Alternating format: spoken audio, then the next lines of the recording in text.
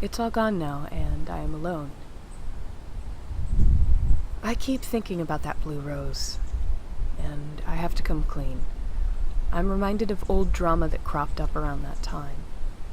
It's something that's happened to me many times, but this one was punctuated by the purchase of a rose.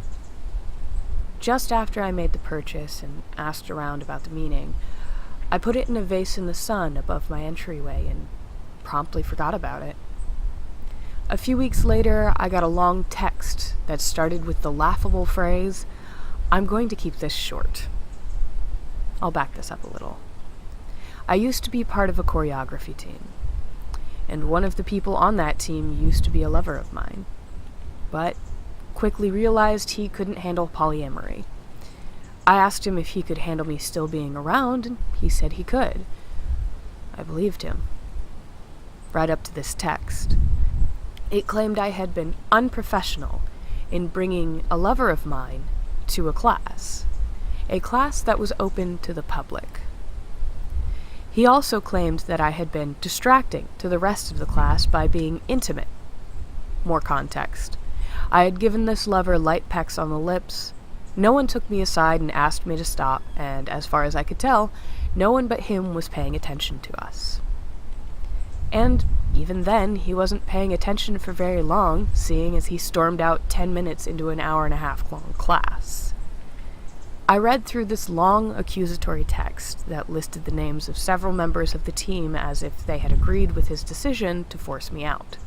I was sure at the time that he did not have the authority to actually decide who got to be in the group, let alone send private messages detailing these accusations. So I contacted every single person he named and asked a few very revealing questions. Turns out, everyone was upset about his actions and had never agreed to them. A few of them had even openly told him that I had done nothing wrong and that banning me was a ridiculous idea. He lost everything but his membership to the group. I was lauded for the adult way that I handled the situation, but I was unsatisfied.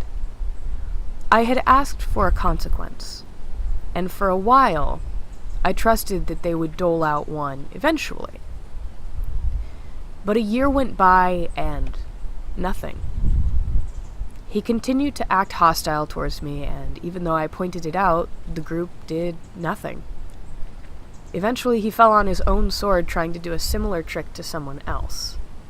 Thankfully, a fair few of the members had already warned her about his previous behavior, and she immediately brought it up to the heads of the group, who had no other choice than to admit he had learned nothing. He was out, but I felt, and still feel, off about the fact that he was allowed to do it twice. Eventually, those feelings led me to split off and make my own group. During the fiasco, a lot of speculation was being made about why he did it. A few people agreed he was romantically jealous. A few people decided it was jealousy due to the fact that I had gained trust in a performance spot quicker than he had when he had joined. I had also made friends with the heads of the team quicker. Whatever the reasons truly were, jealousy was agreed upon as the root. The whole situation hurt, because I had fallen in love with his potential. A story I've told 100 times. I could see a few red flags in him, but I trusted that he could be better than his past, and that he was working on his trauma.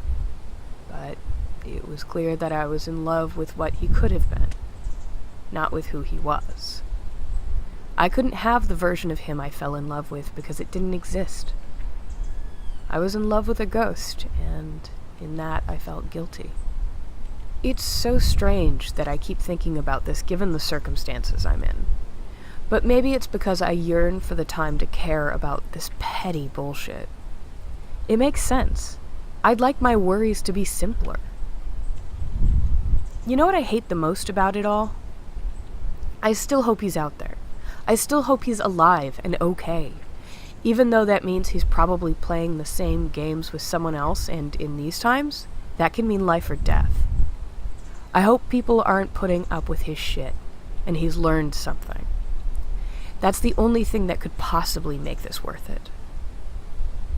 The day he was kicked from the group, he lashed out at everyone on the team in furious, long, accusatory texts. He was promptly blocked by each member. A weird fit of cacophonous projection and quiet, as if 1,000 complaints rang out and were suddenly stifled. That day, I noticed the rotting rose in the sunlight above my doorway, tinged slightly blue and long dead.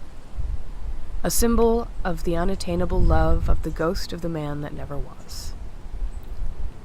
I pulled it from the stagnant water, and I burned it, sealing my regret away for a time when it was worth dealing with. And I suppose it's always been there. You left quite the impression, Blue Rose boy. Stay alive out there.